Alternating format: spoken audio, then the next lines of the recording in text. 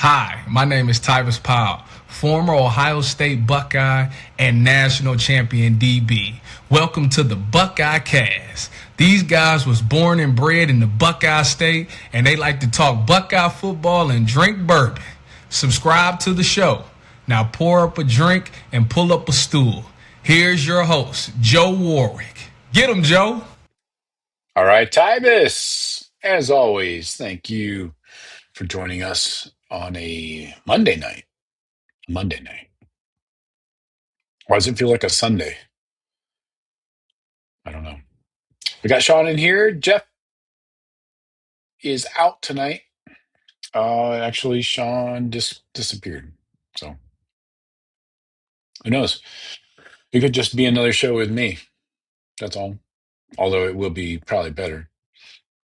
So yeah, we'll see what happens here. Never know what you're going to get week to week, but we'll do our best. We're going to talk Michigan new head coach. How does that affect the Michigan team going forward? And quickly, we'll talk about some, I guess, some opinions on Kyle Whittingham. Is this a great move? We'll kind of grade it out, maybe A, B, C, D, whatever. And we'll spend most of the time though on the Canes. So Canes fans, you are more than welcome in. Just keep it above board, no low blows, or you will get bounced. Sorry, not sorry. Anyway, what else we got going on, Sean? I got Sean right here. Um, let's ask the people for their score predictions. I think. I mean, that seems logical. Yeah, you got to have that. We don't have one in there yet. Not yet. Stephen Cherry gave us his last week, Oh yeah, and like five others. good games this week. Finally, I know. round two. Unfortunately, imagine when it goes to 16. We're gonna have to wait to round three to actually get some good games, man. No, you should still be there after this round, after round one. I mean, you're going to be down to 8 like you are now. But yeah, there's going to be 1 versus 16 and 2 versus 15. Yeah, those games might. But there's always going to be a tricky one in there. Someone's going to get screwed where there's a team sitting there at 13 or 14, but they've won 9 Yeah, straight. They look hot. They started right. out slow and didn't make it in, and Yeah, someone's going to have to play that hot team, and someone else is going to get to play Tulane. It's like, well, yeah. that's hopefully they It's a good get that point. stuff figured out. I think I've seen enough with the Tulane and the George Madison. Those games weren't entertaining at all. Mm. Yeah, I mean, we saw this coming, right? I mean, just looking at the spreads alone, one game was 17 and a half points, the other one was 21. Um, Oregon, was playing freshmen in the second half. That's why it became a closer game than it should have been. But just yeah, these playoffs got to get figured out, and I think you got to keep the fucking group of five teams out. Let them have their own playoff. Quick fix, I'm okay with that. because it's not the same sport. JMU is not playing the same sport as Oregon. Yeah, I'm 100% okay with that. I also heard a little something on the radio today. They were talking about if they could figure out a way, probably again when they go to 8 teams or 16 teams, first round home games and second round like these games when you're down to 8, still home Mhm. games for the higher seeded team. Yeah, I'm And fine with that. Two and then rounds and of then you move into the campus games. bowls, Rose Bowls and Cotton Bowls and that shit when you're down to 4 teams. Yeah, I like two rounds of on-campus games. Why not? Heck yeah. So keeps the money in locally, on those campuses and campus Yep. areas. So yeah, we'd be fine there. Hey everybody, please hit like, subscribe, do some holiday shopping on the buckeyecast.com. Everything is on sale through the 1st of the year through the first round or second round of the playoffs. And I appreciate it if you share the show with a friend. Leave a comment. Miami fans, like I said, you're welcome here. Just, be normal. Don't be Miami fans, kind of. That's what I'm saying. We're live on YouTube, Rumble, and Twitter. So if you retweet that, I'd greatly appreciate it. Share it with your friends on Rumble. We've really, just in a few weeks, we've gotten a nice following on Rumble, Sean. This is very interesting because they don't do the shadow banning that YouTube likes to do of your content, our content, where we might say some words that are slightly offensive, you know, and Rumble does not have those restrictions where they might ding you. That's why it was created. There was a need Right. for Yeah. that. Not the same stupid algorithm. So we love that. Anyway, questions for the chat. Really, it's fire away with your questions and comments. Everybody gets up on screen unless you come off like a moron. Stephen Cherry's in there already. What's up, Steve? That's right. Steven's the man. Oh yeah. He's already got a score prediction in. Good to see that. But Miami fans are welcome. Just again, dial it back a notch or two. So please bring us your score predictions for the Cotton Bowl. Um, what do you want to do, Sean? Do we need to really have you watched any of the bowl games or anything? Anything that we could really do a good, bad, ugly segment on? I can't say. I mean, these bowl games. I mean, other than the playoff games, have held like none of my interest. I mean, these bowl games could go the way of the Yeah. dodo bird. I mean, I know schools get paid and blah blah blah, but I Well, mean, corporations make a lot of money because, like, you have a Pop Tart, a living, breathing Pop Tart getting roasted in Orlando on the field. I watched that. well, hopefully you get Different. to see another Pop Tart getting roasted on the field. Mm, yeah. I honestly have with the bowl games, I have a hard time watching a game unless I put some action on it. Otherwise, why am I watching Missouri and Virginia? You know, I watched a no. little bit. I'd say of the alma mater Toledo against Louisville, just Mm, uh, just because how was all that? the Michigan fans were thinking, oh, if this might be our new coach, Jeff Brom. Um, uh, Yeah. and then I Then went after over the to their fact, boards. They're like, he's in yeah, a game with Toledo. He's gonna be our fucking coach. Toledo already beat us. that's true. Yeah. Uh, Interesting things, those Michigan message boards and Twitter and the comments. Um, I don't know. All those insiders behind the blue wall had it wrong. What else? As typical. Yeah, shocker. We don't need to do the good, bad, ugly, um, Yeah, I because don't really have anything prepared for that. we can talk about just jump right into Kyle Whittingham being hired as Michigan's new head coach. Um, Clearly, this is a safe move, right? We can all agree on that. Well, This I is don't know not, if it was on the. I mean, if I didn't say it on the last podcast, I've said it other places. I actually think it's the perfect hire for Michigan and where they're at right now. Um, it is safe. They need safe. This yeah, guy, I think, is a quality dude. 20 something years at Utah. With a pretty conservative area already. yeah, Um, I think they need a program stabilizer, and I think he's probably the perfect guy to breach that for them. I know age yeah, is a concern on the guy, but if you can come in and get, you know, right the ship for a couple years, and then bring in the coordinator, or set it up so there's an easy transition to the next dude that you really want, and you don't get yeah, caught with your pants down again. literally. Yeah, well, yeah, pun, no pun intended, but it Well, kind certainly of. works.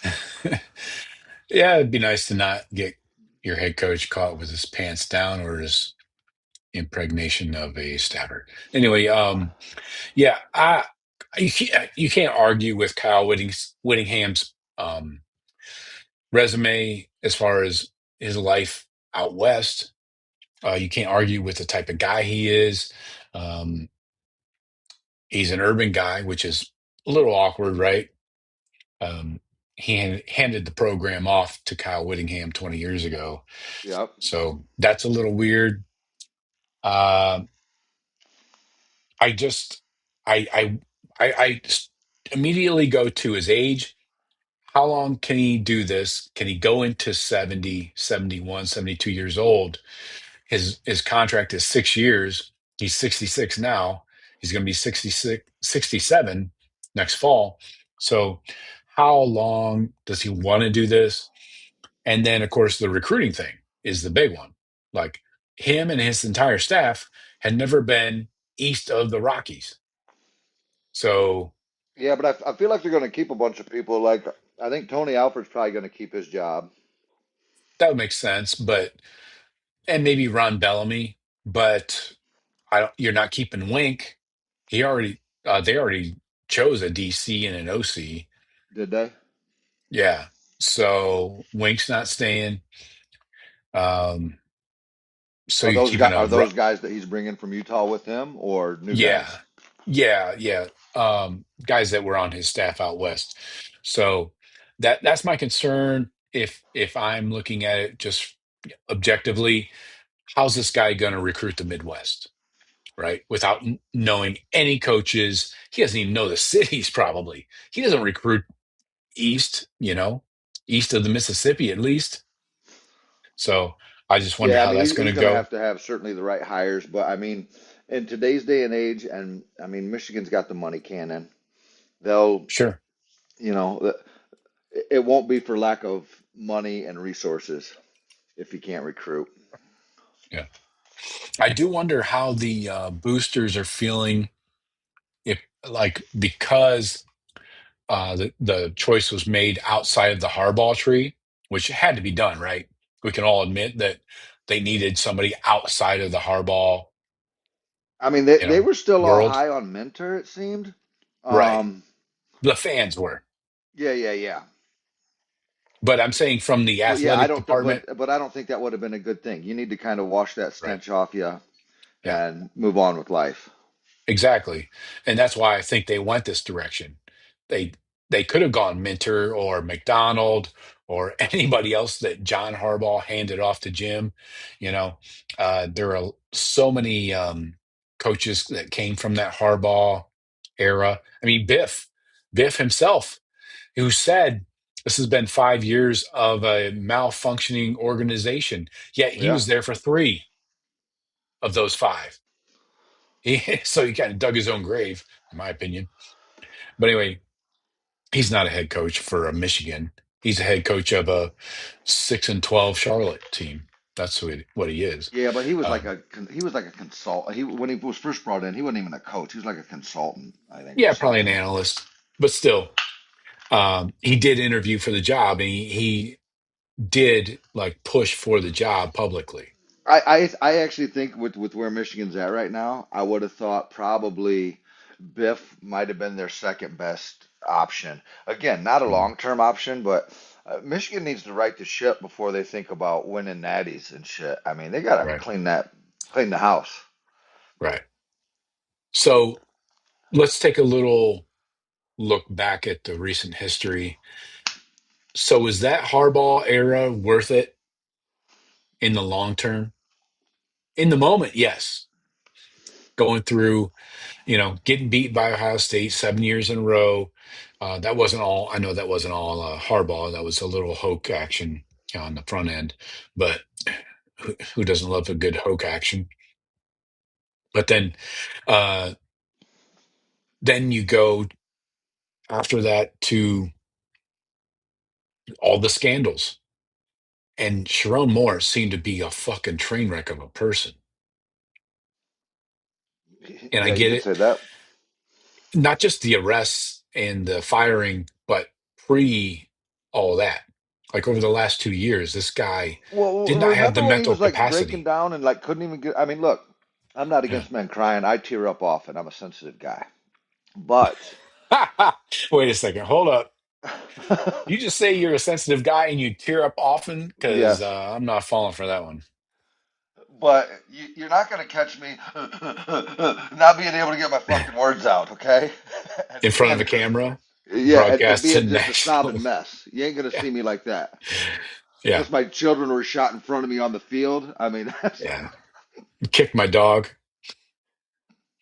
Yeah, exactly. So my point is, um, this guy clearly was not ready in any way for a job, not even any head coaching job, much less that level.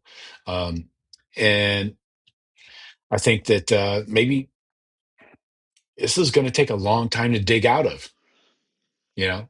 I mean, you know what? It will take Michigan not as long as it should because with that blue wall and shit just doesn't stick to them. I mean, this whole I still got and you asked the question, is it worth it? Um, to me, absolutely not. If you Yeah. sell your soul and gain the whole world, what good is it? Which is what I feel Michigan did.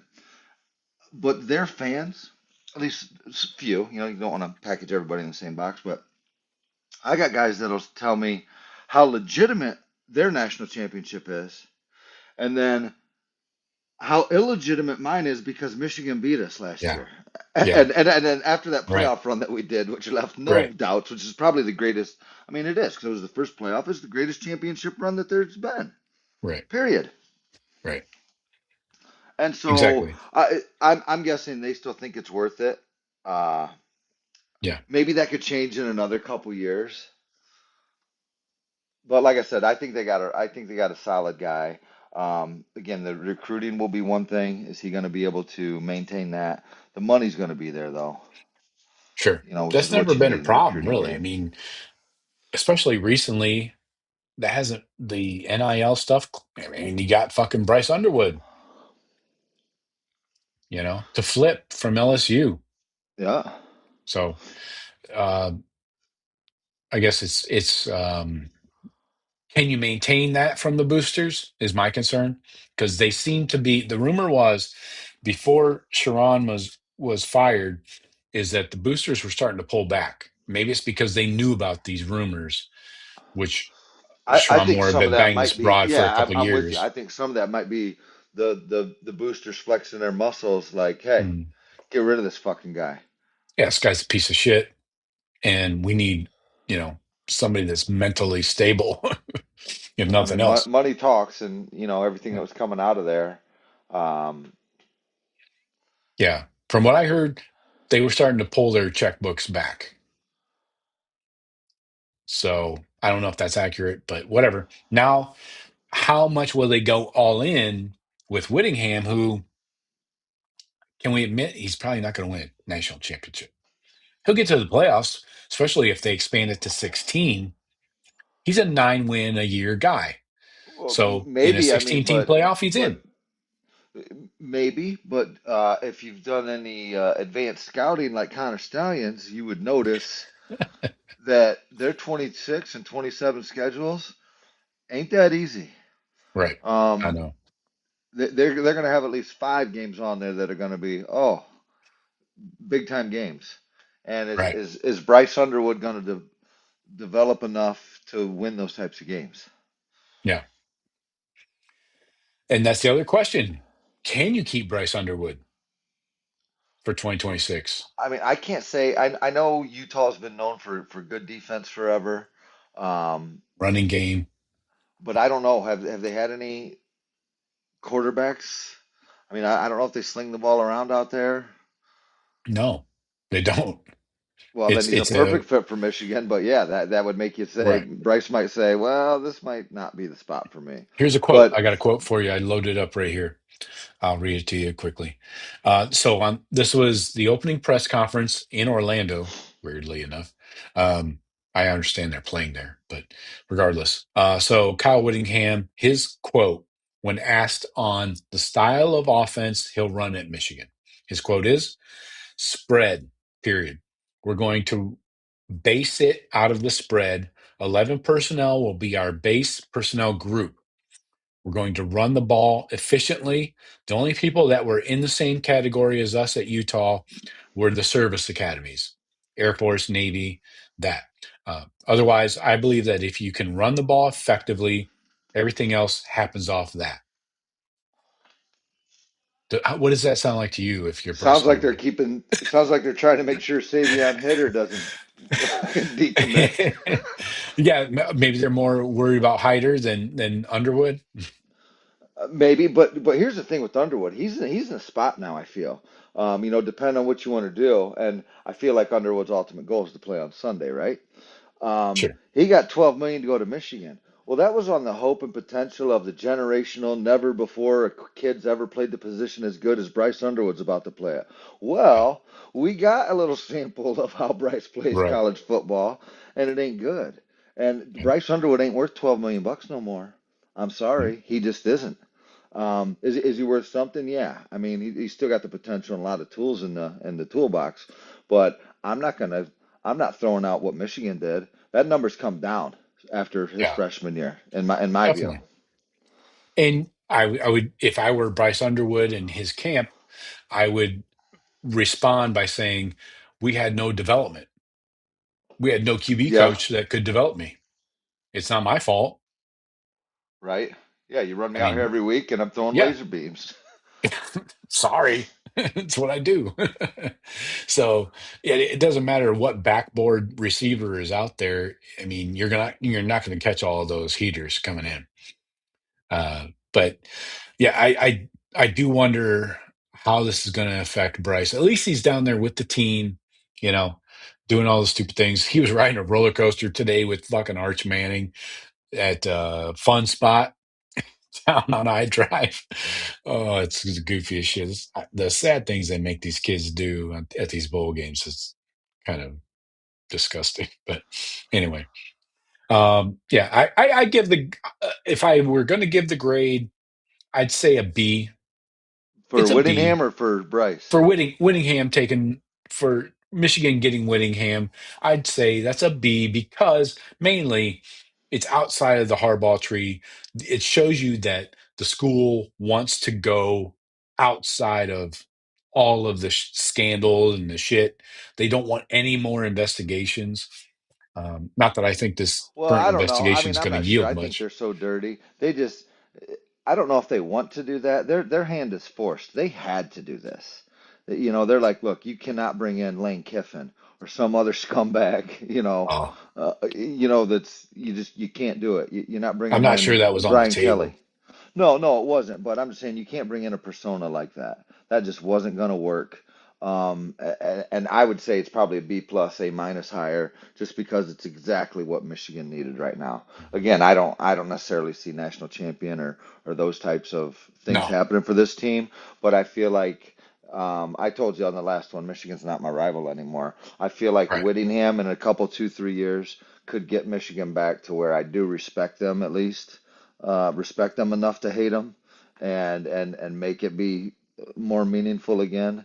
Right. But so to me, it's what they needed to do. It's the right hire, and I hope he Yeah. sucks. I hope he loses 6 games a year, and then he has to put up with Michigan fans. And That's the thing. I think this hire actually, now that I put a couple seconds of thought into it again, this might be the perfect hire that the AD and the board of trustees can control. They couldn't control Harbaugh. That's why they hated well, him. but the thing is, I don't feel that they're so committed to it. I feel like they needed to make this hire to get the spotlight off of them. And in Yeah. 5, 6 years, I could see them dirtying up the place again. Just I don't know. I lost a lot of Mm. respect for Michigan. I don't. Yeah. Well, they earned it. They definitely earned it. All right. Uh, Anything else on this hire that we need to talk about? I mean, this is basically kind of going back to mediocre Michigan, in my opinion, for now. I do think it was nice, even though it worked out for him. I feel like this is a better hire. Um, but I mean, you were down here at, like, I don't know, their fifth or sixth choice. I feel So I think all the people that got the big heads, Michigan's best job in the country, top five job, right? Mhm.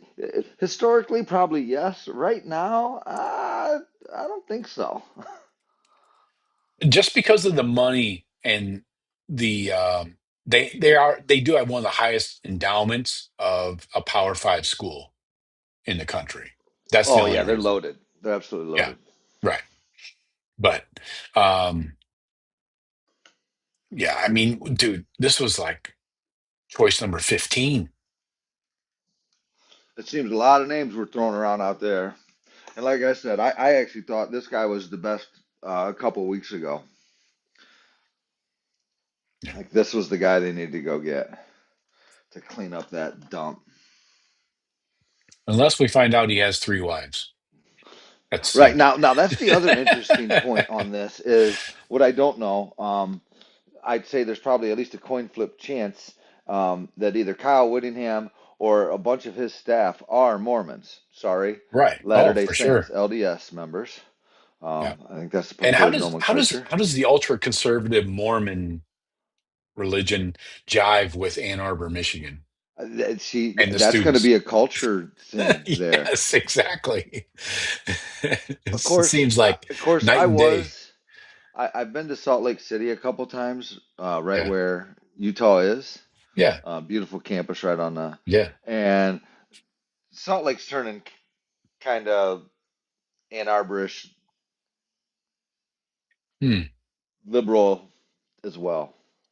Like in small parts. I've in large parts of that downtown, and that was 10 years ago when I was there. I thought it was getting a Hmm. little hippy dippy. Okay. I was there 10, 12 years ago, and I couldn't get a double tall vodka on the rocks at a bar. They would You only weren't at serve the right singles, bar. so I got two singles. Thanks. Yeah, there's a couple little leftover, you know, Yeah. things like that out there. Yeah. Um, but yeah, it's going to be different. The community's different. The Yeah. people that live there are going to be different than the people that were Yeah. out there going to Utah. For Because sure. I mean, because half those students are Mormons too, right? I mean, I know a lot of them go to Yeah. BYU, but a lot go to Utah. Yeah. Yeah. Yeah. I don't know. We'll see how it pans out. I can't wait till this actually happens. This is But going to be funny. I can almost guarantee his staffers aren't going to be fucking the help. No, no, no. He follows five women on Instagram, and they're like all his relatives. Yeah, So, is that good or bad? I don't know. he probably been on in 10 years, but they're like, hey, make an account and add me. Yeah, yeah. So yeah, he actually might be a future Hall of Famer. Just running through his little resume here, he has 177 career wins, but his entire career, 40 years of coaching, 35 or 36 in Utah, in the state of Utah, and four in the state of Idaho. So again, that goes back to the recruiting conversation. He had 10 win seasons in well, he was in three different conferences. Utah moved around a bit with Whittingham, but hey, man, some 10 win seasons. In 2008, they finished number two in the country. That'll never happen again, though. Um, That was their 13-0 year. Probably, yeah. So yeah, physical run first system that fits the Michigan mentality. But again, why did Bryce go there? He knew the deal even before Whittingham, and now they're just bringing in another Harbaugh style offense. So I don't know. He's not a strong recruiter like nationally in the past. Um, I guess the classes are good for Utah, but I don't know. Midwest recruiting just seems like a very difficult thing. I think it's just a band-aid. Well, and I mean, when you're Michigan, it's not just Midwest recruiting now. You got to pull from the East Coast. You Yeah. know, Michigan's always pulled a lot out of the DMC. You got Jersey. to quote, you got to recruit Texas and the South too.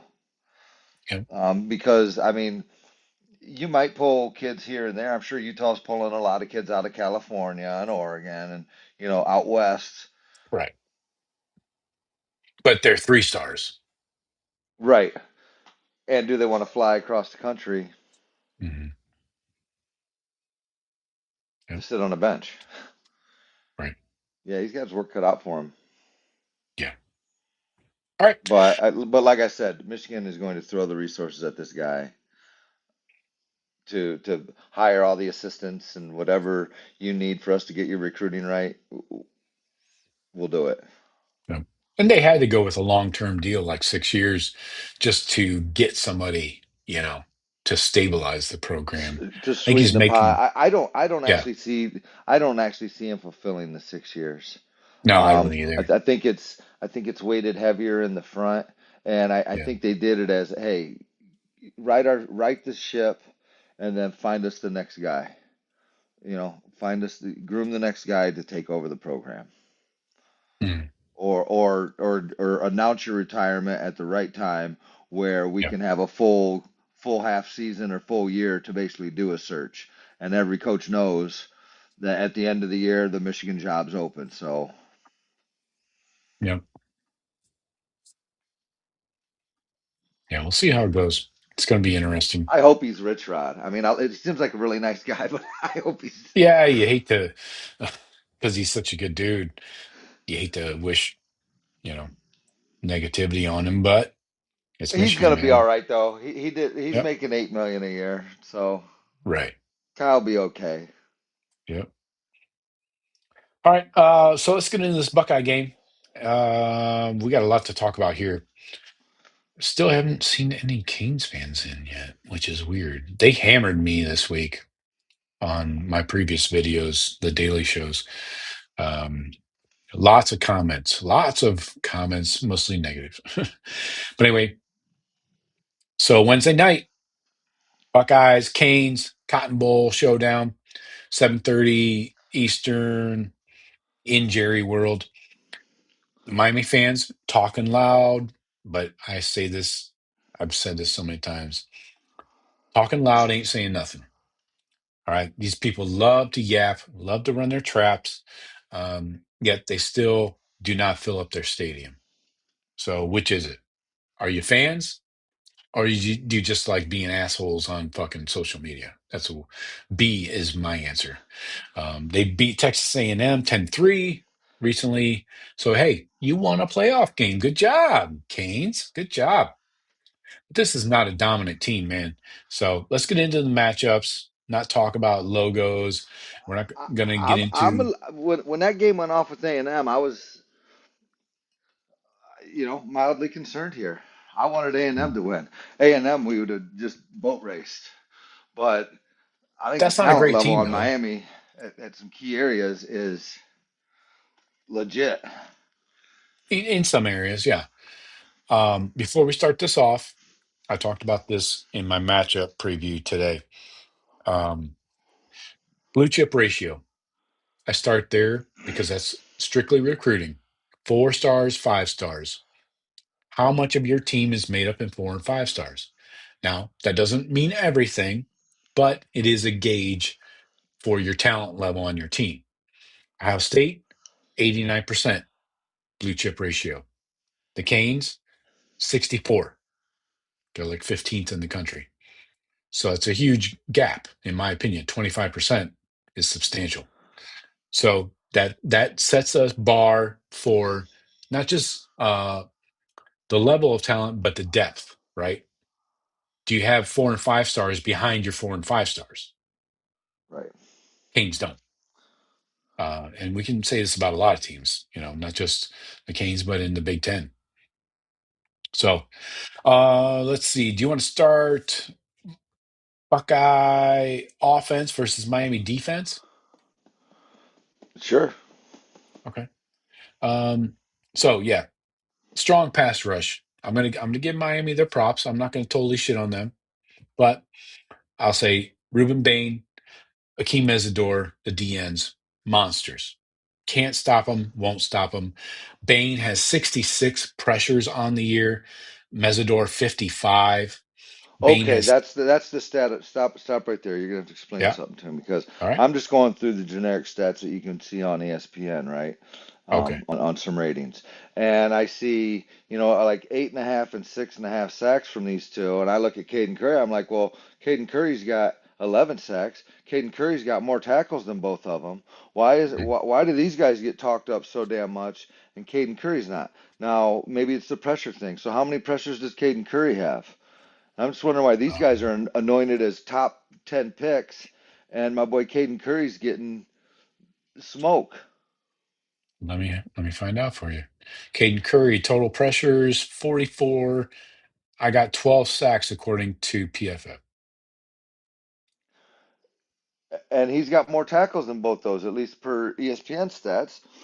Okay. And I've been hearing about those guys since the season started. This Bain and Mesidor, the two best hmm DNs in the country, Oh yeah. and to Ask me, any Canes fan.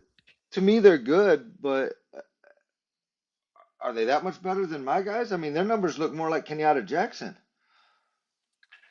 That's fair. But Who I'm glad to have Kenyatta Jackson on our team. I'm not saying those guys are slouches. They're right. good. I just feel like they're anointed like they're the next dude. And again, I haven't watched them enough. Maybe they are. I think that Bain is that Bain the one that's really versatile against the run and Yeah. pass He, rush. he's a high level first round draft pick. Like early first round. Yeah. Mesidor, he has 9 sacks, 55 pressures. So these guys are very similar. Those are both your edge rushers. And then even the interior is really good at getting pressure. You got Blunt. He's got 24 pressures at D tackle. And then don't forget about Marquise Lightfoot. He comes in and spells those DNs. Remember him from recruiting. In just 140 pass rush snaps, he has 24 pressures. So he's no slouch. Justin Scott, another guy from recruiting we remember from the interior D tackle, has 12 pressures and just 219 snaps in pass rush. So yeah, the pass rush is legit. We can't argue that's you know good. I would say the Buckeye pass rush is probably not as deep and not probably as strong across the board with all four D linemen. So But wasn't our stud transfer Bo Atkinson from that mighty heralded ACC, and he put oh up yeah, absolute stud numbers last year in that bum ass right, division, yeah, and he comes to Ohio State and we don't even see him. right, So yeah, who are they playing against on a week? I know they played Bethune Cookman. Uh, yeah, yeah. You can question the strength of schedule. That's legit. Um, I would say I don't have a way to justify their strength of schedule. So if you go by strength of schedule according to the FPI on ESPN, Canes are 14th, Buckeyes are 5th. So tells you a little bit as far as that goes. But yeah, I think the other thing in coverage that when the Buckeyes are on offense is their nickel defender, Keontae Scott. Let me pull him back up here. I was just looking at him. He's their best coverage guy at the nickel too, which is unusual. Usually the nickel is one of your weaker defenders, that's why he's closer to the line of scrimmage, closer to the ball. But I really like this Keontae Scott guy. Where's his coverage grade here? Yeah, he's number 0 in 296 coverage snaps. He has an 86.7 grade. He is targeted 45 times. He's allowed 31 catches, but only 229 yards. Has not allowed a touchdown. He does have a pick and four PBUs, actually. So Keontae Scott, your slot cover corner, is going to be somebody that's going to be tough to beat. And they like to bring him on a blitz. He has 5 sacks, Sean, at a nickel. Yeah, that's what I'm worried about is I know they get creative and aggressive on defense. They bring dudes from all over the place. Mhm. So I'm sure we got the game plan in place. I hope to get quick reads, get rid of the ball early. Yep. But the one thing I was noticing on that though, on that Miami defense, they're fourth overall in points given up. They've really put the clamps down here as of late in the season, Right. and they're damn near equal with us in rush yards given up. They're stout against the run, Right. but they get carved up a little bit in the pass. That's where I think we were at like maybe 122 yards, and Hmm. they're giving up about 185 or something like that, somewhere up Hmm. there. So I think that secondary is where you can be had if you can protect your quarterback. Yeah, definitely. That's the key right there when the Buckeyes are on offense. Julian Sayin has an 84.3 adjusted completion percentage. He has the second best deep ball grade in the country if we're going by PFF grades. He doesn't panic. He makes his throws on time. He takes the check downs. Now, I will say in that Indiana game, he admitted he did not get the ball out quick enough. And he should have either thrown balls away, taken the check down, and not just waited for Jeremiah or Carnell to get open downfield. Just you get rid of the ball, get it out of your hands. He took what, 5, 6 sacks in that game after taking 5 all year. So and that's what Miami tries to do. They try to pressure these quarterbacks, force them into a late throw, not on time. So they're trying to knock your rhythm off, right? As a quarterback. So that's why Sayin has to get the ball out quickly and make the right decisions, which he's good at. He's a quick processor of the information and he has a quick trigger. Um, So where Miami can be exposed, though, is they can be over aggressive in their lanes, their rush lanes. So that opens up counters, RPOs. They're not good at tackling in space, man. I went back and looked at. I got these numbers right here: 150 missed tackles on the year, Sean. That's 11 a game. If you're getting digit missed tackles per game, you're losing a lot of games Yeah. typically. Now they haven't. They only lost a couple. But 150 missed tackles, that shows poor discipline. And a lot of it is on their linebackers. Toure is the guy I have in my crosshairs right here. Mohamed Toure, number one. He's a linebacker, 6'2", whatever. I don't know his weight. But anyway, the guy is horrible in coverage, which linebackers typically are. That's what offensive coordinators try to do, right? They always want to scheme up something where they can get a receiver or somebody on a linebacker, right? Because it's a clear mismatch. Even a tight end a lot of times is a mismatch. But Toure, this guy is a train wreck when it comes to tackling. He has let's see, yeah, he's good for 14 on the year, so more than one per game, and his coverage grades are in the tank. He is the most targeted player on the Miami defense. So max Teams player ought to go feast. exactly. Somebody should. Teams go after this dude in the pass game. He has 51 targets, 35 catches allowed. That's a 69% completion percentage. Nice. 317 yards, leads the team in that. He leads the team in touchdowns. He's allowed 3, and yak yards. That's where people get him. Is he has allowed 200 yards after the catch. This guy is going to get schemed up. I don't know what you do if you're a Miami DC. Hope that they can't complete the pass is it.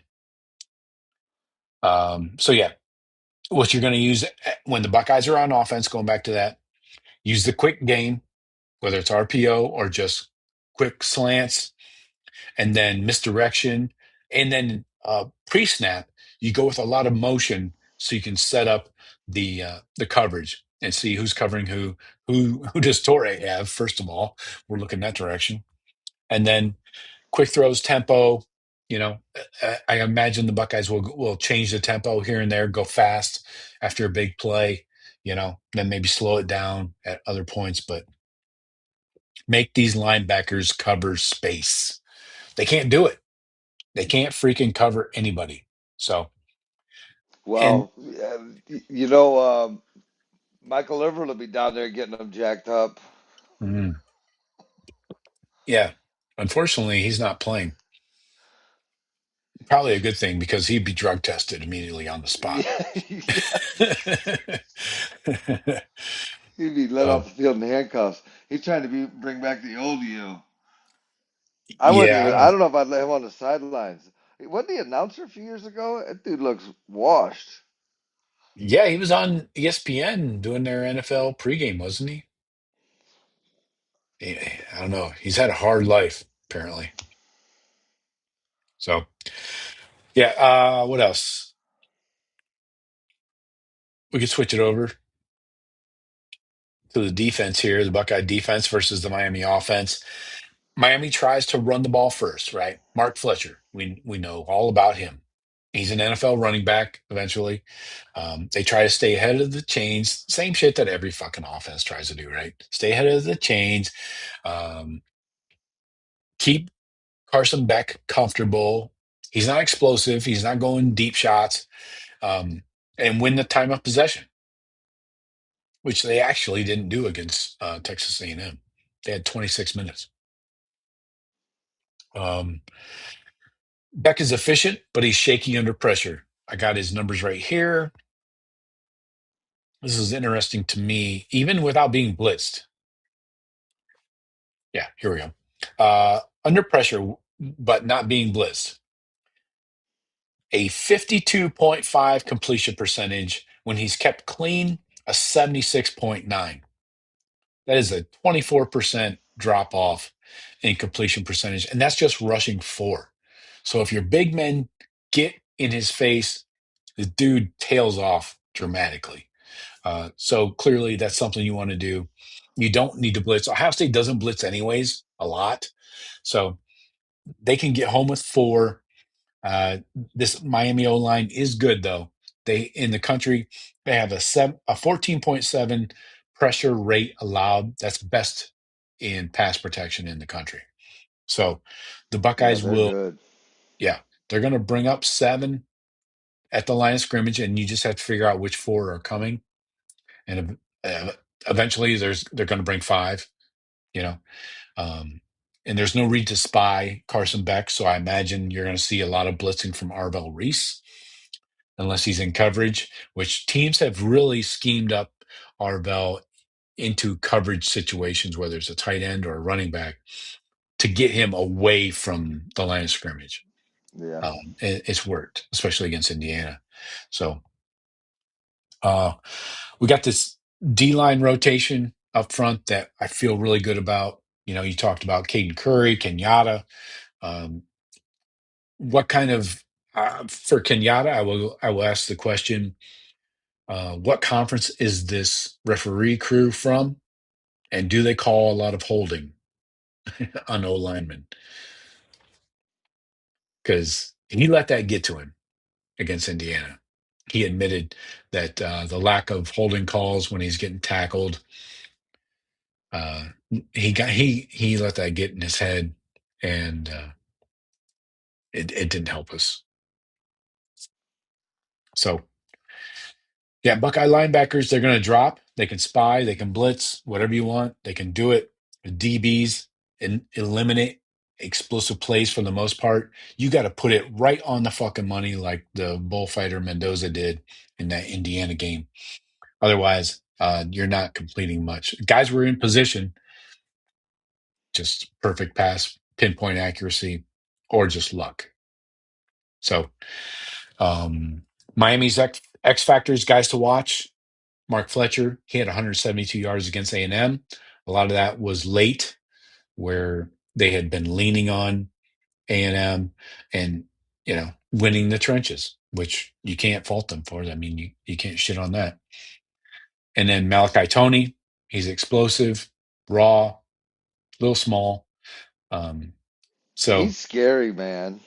oh That yeah, he's Malachi a Tony playmaker, moves different. He is fast as shit. I mean, that right? he's going to be fun to watch in college football for the next couple of years. Yeah, yeah. I mean, that's why the Buckeyes were all in on it. They went in on him pretty hard. But I wonder. He runs a lot of short routes, so they get him in Well, he does those. everything. He returns punts, and Right. he's a running back, and he's a Yeah. wildcat quarterback. And Right. they they're like, look, he's the best player we got. We're going to try and get the ball in his hands. Yeah. Yeah. And the thing is, they get him the ball in short, like I'm talking from the line of scrimmage. So behind the line of scrimmage, pop passes, jet sweeps. They want to. I bet he gets 15 touches in this game easily. Oh, Maybe 20. I'll So bet they you don't really. 20 targets probably. They don't have a lot more to go off of. You know, Yeah, no, it's going to be him and what's his name, the running back. Fletcher. Yeah. So can these guys create big plays against a Buckeye defense that does not allow big plays or even you to run the ball on them? I mean, looking at the matchup stats here for both teams. Oh, fuck me. Yeah, the Buckeyes are first in points per game allowed, 8.8 points.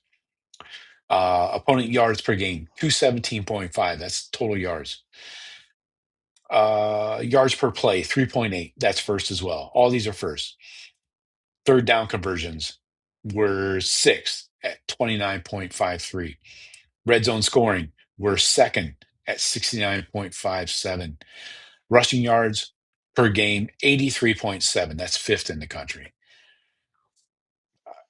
I don't see passing yards. We're first in the country, allowing 133.8. This Say what you want about the how the Buckeyes are going to score. I think we can score fine. I think we'll score 3 touchdowns easily. I don't know how Miami's going to score.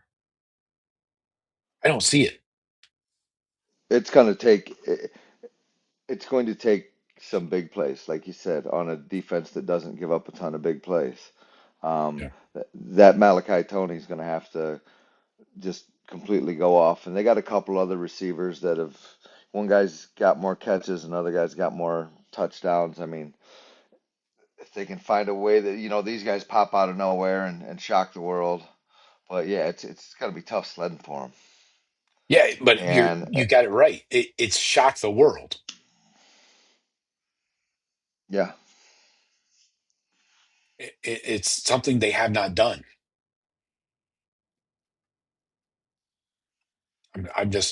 I'm trying to pull up things that might be in their favor. I'm like, I don't fucking see it, man.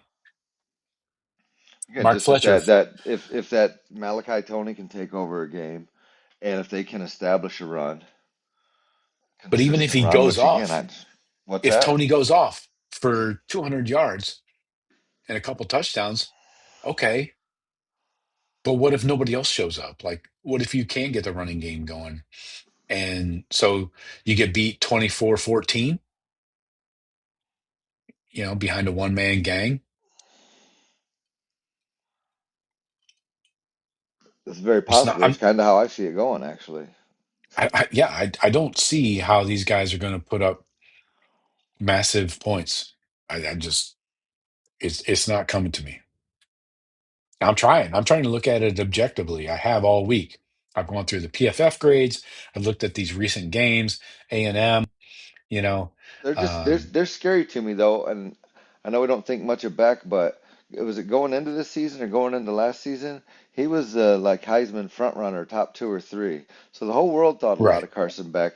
He's played in big ass games in Georgia, and now here he is in the playoffs again. This guy has played in some big time college football games, and is experienced in this environment. And that in and of itself to me is a little bit scary, that he's got that experience. And again, with some serious talent around him, and Fletcher and Tony. Okay. Well, And Tony, I mean, if you look, I think Indiana's defense was second in the country. They held us to nothing. Miami's is fourth in the country. You know, what if we're not scoring? right? But they would have to shut down multiple facets of our offense, not just one thing. I mean, so let's go to Tony here on Miami's offense. He has on the season 112 targets, 89 catches, 992 yards, so almost 1,000. That's legit. 8 touchdowns. That's just receiving. This is just receiving. But after that, uh, Keelan Marion has 44 targets, or I'm sorry, 60 targets, 44 catches. So he has half as many targets as Malachi Tony. So what happens if you shut down Tony? Well, you know, basically A&M did. That's why that was such a low scoring affair Mhm. until Malachi Tony busted one on them with 2 minutes left to go in the Right, game, and right. sewed it up. But they The game essentially winner did shut him down. I think he had a big punt return in that game as well. and a fumble. Yes, yep. So But I mean, okay, yeah, so those are his receiving stats. Now scroll up and look at his rushing stats. Then go look at his quarterback stats. He's thrown two touchdowns. And then go look at his punt return. And I mean, the guy does all their cooking. right. So what happens if you Yeah, don't I even say I shut him say you down, but shut him down. I think you you keep can. him at normal levels?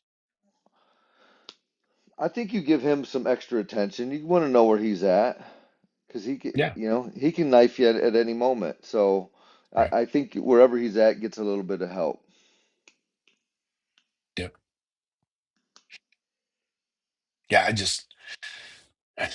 I mean, I- I've tried to look at this 50 different ways, and I've done preview shows. I've done, best bets this week, and I don't see it. There's a reason why the spread is 9 points. Now, the over-under has come down to 40. It was at 43 and a half. Today, I noticed it's down to 40, which is interesting. So that's fine. Just a defensive struggle. Maybe the Buckeyes don't win by 9. Maybe they win by 7 or 8. I don't know. But um, Well, judging on the last game, I wouldn't have thought that would have been the score. yeah, there's a reason. Vegas usually doesn't get fooled. The Buckeyes have been here before. I think that's the big plus for Ryan Day and Ohio State. They've done this before. We just did it last year, 4 games in a row, right? Ryan Day is the play caller now, 100% for sure. Whereas we were a little on the fence throughout the year, right? We're like, who's calling plays right now? We heard sometimes in big games it was Ryan Day. Then we heard, the other times Brian Hartline was calling plays. So now it's 100% Ryan Day. And if you give me Ryan Day calling the offense, it's over, man. That's his superpower. That's his strength. That's what he does. I don't give a shit if the 85 Bears are on the other side of the line of scrimmage. Give me Ryan Day calling the offense. I feel we can't lose, you know. But Miami hasn't been here before. They're still coming up. I'm not shitting on them as a program entirely. I love to, but Mario and those guys have not been to this level yet. They're still stepping up the ladder. We've been at the top of the ladder. We're there, right? We're a couple rungs above them at least. So that's why I think experience in all facets of this playoffs and this game in particular give the Buckeyes the favor. What that's worth in points, I don't know. Vegas says 9. Cool with that. That seems like a lot. Yeah, it does. So, all right, let's get into our score predictions and our microscopes. We're just me and Sean. I don't know. I wonder what Jeff would take. I think he takes a big Buckeye victory. Anyway, Sean, let's start with you. Score prediction: Buckeyes favored by 9, over under a 40, right on the button. Yep. Well, I just buttoned that over under at 27-13 Buckeyes. Ooh, push it. Push it. Push it real good. Okay. Cover and the push. Yeah. All right. I've been pushing this number all week, and I'm in love with it. 24-10. Under. Buckeyes roll by 2 touchdowns. I cannot come up with a way when I stop listening to all the bullshit in my comments. Sean, I had one video this week with 53 comments All on calling you a YouTube dumbass. in not so many words. Yeah. More creatively. And then Twitter, dude, Miami Twitter is out of control for a team who does not fill their own stadium, which by the way is only 65,000 capacity at Hard Rock Stadium. They don't fill that. These people on fucking social media are out of control. It's like there's millions of them, yet they can't fill their stadium at 65K. Shoot me in the face. Anyway, side note. I'm going 24-10. Buckeyes roll. Take them into deep waters, a la every other game this year. So we got to go microscopes on offense. Who do you have your microscope on? Who are you really paying attention to? Well, it's playoff season, playoff time here. So, how do you win the playoffs? You win in the trenches. We got our boy out, so I'm counting. Vince Sickle No, is my guy on offense. I thought I could get He's away gonna with need. that on my own. He's gonna need to have himself a game. Mhm. And I like what I'm hearing out of what Hinsman and them are saying. So we'll see. Maybe they're just pumping him to get him confident. Right. But no, I think he's going to be. That's going to be a big part. We're going to need him to play well. Yep. We're coming to your comments in just a second, folks, and your score predictions. We're going to load them up here. Everybody gets on screen tonight. Yeah, I had Van Sickle penciled in too. All right, I got one for you. This might be a little too obvious, but you give me Bo Jackson. If Bo Jackson, and obviously the O line works in concert with him, you give me Bo Jackson approaching 90 yards on the day, not even 100. I don't need 100. I don't need a C note. Give me Bo Jackson approaching 90 yards, maybe on 15 to 20 carries. I'll take that. I think that equals a Buckeye win because that means we're moving the ball and maybe there's some balance, right? I don't know if you get Donaldson or West involved there for some carries.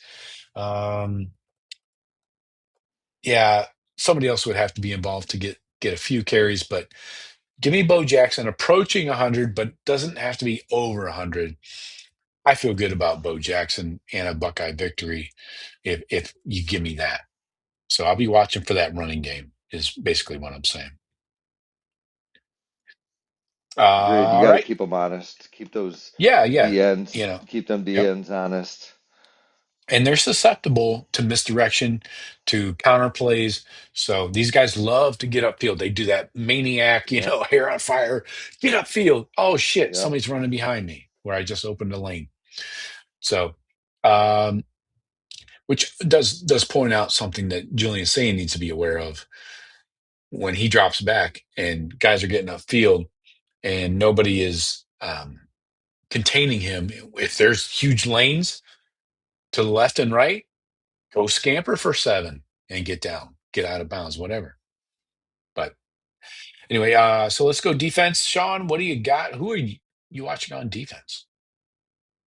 So just because my boy's getting slighted with Bain and Mesidor, I'm going with my boy Caden Curry. You got more sacks than those guys. You know, you got almost as many pressures. Go out there and show them. Yep. He's definitely Caden not Curry, getting big the day. he's He's not getting getting the talk. and Beck. You start hitting Beck. Beck starts making mistakes. Yeah, exactly. When he's off platform, off schedule, he's a rhythm passer like most guys are. Um, he is not the same player. So, like most quarterbacks, clearly. So, all right. I like Caden Curry. I'm going to go. I think this is an unleash Arvell Reese game.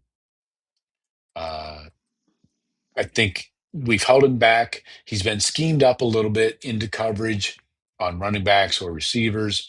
They have not had to use him as a spy, um, and they haven't brought him on pressure much at all. So I think this is a game They're gonna try where and scheme him up against Tony. go ahead. Somebody else is going to have to fill in because a linebacker, yeah, even Arvell is not going to scheme. It's not going to work for us against Tony. So somebody else is going to have to fill in, whether it's Lorenzo Styles, whoever. Um, that's the thing is No, Tony but they're comes out gonna of do this. motion where he's split out wide and then he ends up in the backfield. Right. And Well, maybe a safety, maybe they change responsibilities and a safety takes the running back. yeah, You know, things have to change. You can't have a linebacker in the Buckeye. I mean, Patricia has to know this, right? of So course he does. I, He's watching that. yeah, He's having nightmares about that kid. He's like, all right, I right. ain't letting this kid beat us. But before he even gets the ball, if you're bringing Arvell in unusual blitzes, delayed blitzes, simulated pressures, Arvell can affect this game and even stop those plays from happening from the get go. So I'm going Arvell. I think this might be he's been quiet for about a month now. Um, Sonny's kind of taken the reins at the linebacker position and made a lot of the stops in the running game. So let me see Arvell making plays, whether it's in the run game or pass rush. I don't want to see him in a lot of coverage situations, but his strength is definitely blitzing the quarterback. So let's see what Arvell can do. I think he might dictate this game. So let's see. Let's hit up some comments. Oh yeah, we got some good stuff here. Stephen Cherry, first one in. Good to see you. Joe and Sean go Bucks. Yes, sir. Stephen reposted the show on Twitter. We appreciate that as always. Pulling in some numbers tonight. We're pulling in some nice numbers. I like it. I like it. But don't forget, we're on Rumble and YouTube. Um, Stephen Cherry has the Buckeyes winning 38-13. Nice little comfortable 25-point win, Sean. Hey, when you feel it, you feel it. She said, I couldn't resist on that one. Come on. It's the holidays. Give me one. Give me one gift. Stephen Cherry says, Whittingham is an interesting hire. Yeah, I would agree. Interesting is one way to put it. Yeah. We'll see how it works out. Can't be worse, I don't Well, think. you couldn't do. I mean, how could you do worse? Right. There was no worse. Or you could keep running it back with Harbaugh proteges that just, J ball, start getting guys arrested and more scandals, more investigations. get what Harbaugh's son, right? Get him, J-Ball, yeah, there you go. That guy seems like a worthy him and worthy Mike Hart. coach. Badass Buckeye, what's up, Bab? Says we should win this game. Hell yes, we should. I think we just laid out all the reasons why. Stephen Cherry says Big Ten is undefeated for what that's worth. That's right. Conference pride, Sean. We are now I didn't becoming know the that because I ACC. haven't paid attention, but Yeah, I 5-0. like that. Yep. Yep. Stephen Cherry says Ward Manuel is Teflon Don. I know. How's this guy still have a job? I Someone don't know. explain this. Everyone says like he just knows where all the bodies are buried. It's like I'll bring the whole thing down. Well, they already had a president fired back in 2022. What bodies?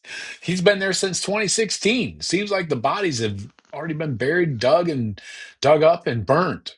I mean, what more is there? I mean, the board of trustees, does he know what's going on there or something? I don't get it. Doesn't make sense to me. But uh, who knows? Maybe Weiss got him some photos of the board members. Stephen Cherry says, anywhere on Chaz Coleman from Penn State? He is in the portal.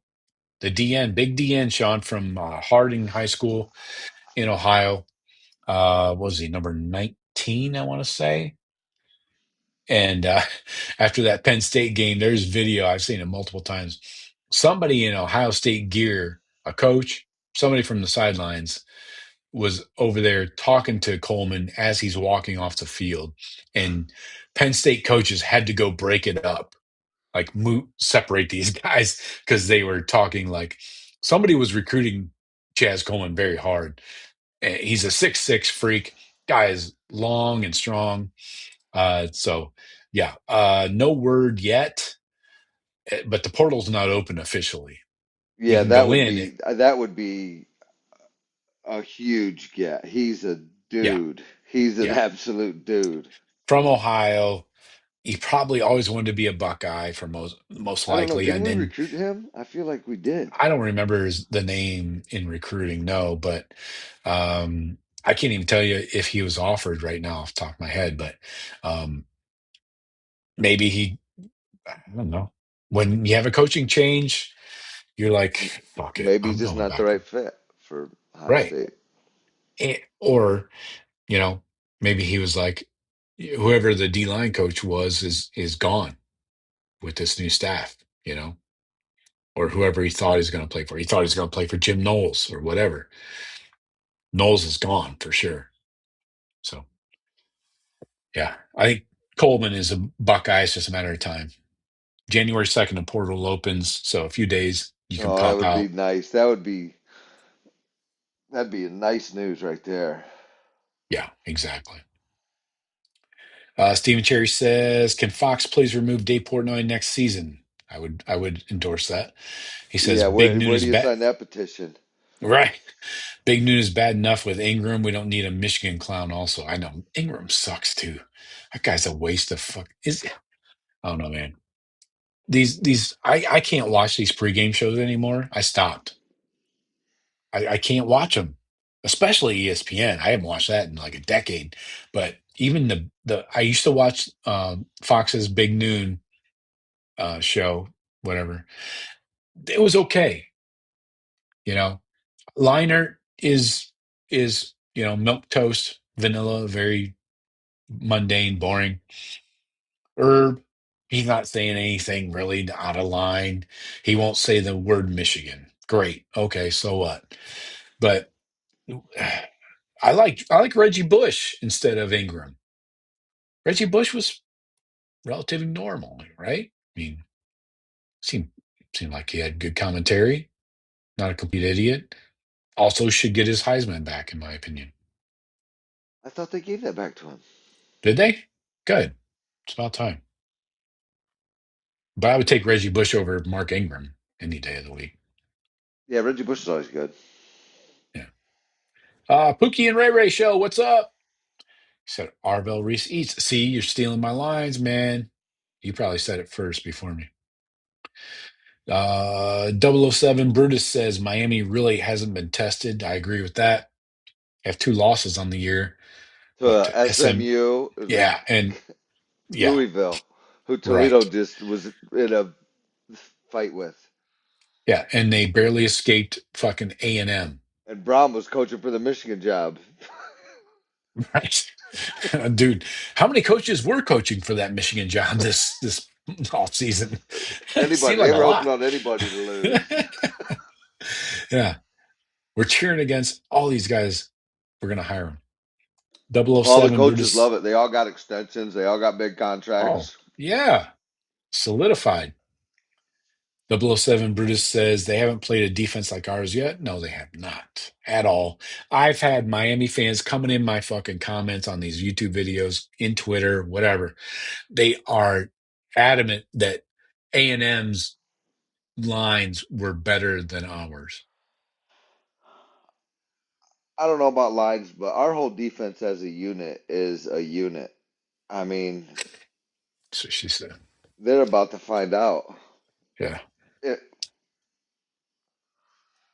you know, and our guys are going to be flying in there. Caleb Down's going to be flying in there when that Tony's sweeping out there and be like, oh, he got to you. And he broke down and tackled your fast little ass. right. Yep, didn't see that coming, did you? I Yeah, agree. he ain't like that Duke corner, you Yeah, know, yeah. like And that's 160, the other thing. 160 pounds and I can come slow. back.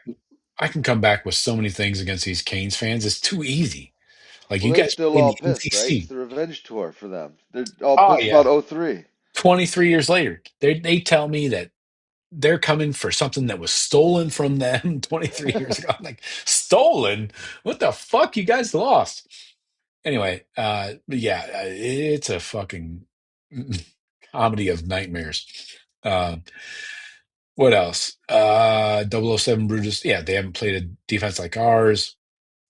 007 Brutus says, I bet Kelly wish he stayed. LOL. Yeah. Brian Kelly. Is that what we're talking about? Or Chip Kelly. Oh, Chip Kelly. Yeah, that's probably makes more sense. Yeah.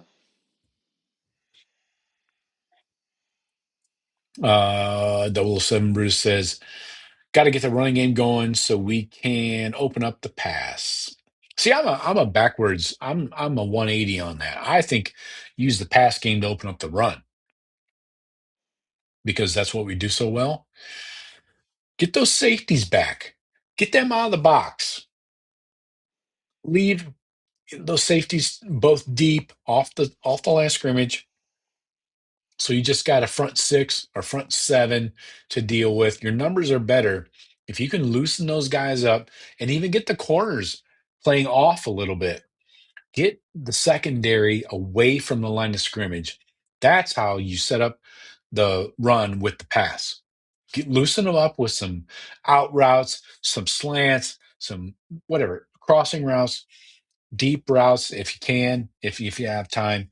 But set up the run with the passes. Always been with this Buckeye offense, and our strength is our wide receiver group. That's always been what I want to do. Like, yeah, I know it sounds great, and that's and kind of an old kind of one of those coaching cliches. Set up the pass with the run. I That's changed. That's changed in my opinion, at least with this team. Maybe that's Michigan's motto. I don't know. Sean, any takes? No, I mean, it's chicken or egg.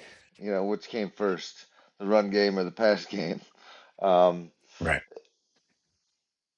I feel like lately we've been softening them up. Again, I can't really watch that Indiana game, uh, but we come out and soften them up a little bit with that pass. I got no Mhm. problem with that, especially with a healthy Tate and Smith. Sounds like they're both full go, yeah? Yep. Everybody's good to go. I mean, Tiger is the only one that's really held out that was a starter. So I think we're good. So you give me I a don't know. full I'm strength, always both worried, but teams. yeah, I'll be. Hopefully they don't ruin the new year. No, I don't see it happening. It would be a monumental collapse. Indiana's a better team than Miami. They don't want to hear that. They tell me that, oh, they're so much better. Indiana's a much better complete team than Miami. Okay. Yeah. and we lost because of a missed field goal. So anyway, I got nothing else. We'll finish right on time. Yeah, we will be back next Monday. Win, lose, or shine. I'll have an instant reaction show Thursday. This week is all fucked up. These holidays really jacked me up, Sean. So I felt like I had a 4-day weekend last week. Now I feel like there's going to be another 4-day weekend this week. So I don't even know. Is today Saturday or Sunday or Yeah, Monday? tonight's Monday, and Oh, yeah, I've been shut down for the last week. I've kind of had yeah. like a 2 week weekend. Seems Fucking give like. me that. Yeah. The kids come back or you guys go to Tiffin? Um, yeah, they came back. We went to Tiffin. Now my kids up north. It's terrible weather. We got Mm, some snow and just like super cold and windy. It's pretty nasty up here right yeah. now. Yeah. You wouldn't want to be Katrina's here playing. right now. You She's wouldn't want to here. be playing outside up here. No, she's showed me pictures of I-75 up in Ontario. Oh yeah, yeah, Yikes. yeah, yeah. My son's up there in Charlevoix. Mm, Well, yeah. I don't know, 3.5, 4 hours north of here. Yeah. So, yeah, she's here for a couple weeks through the new year. But Good time to be there with this yeah, weather up here, man. strategic. Whew. Yeah. So we went out to the pool today. Nice. Yeah. Anyway, I got nothing else. Sean, let's skate away to another Buckeye victory. Let's do it. All right, man. Happy All New right. Year. All right. Happy New Year to you. Have a good one. We'll talk to you guys later.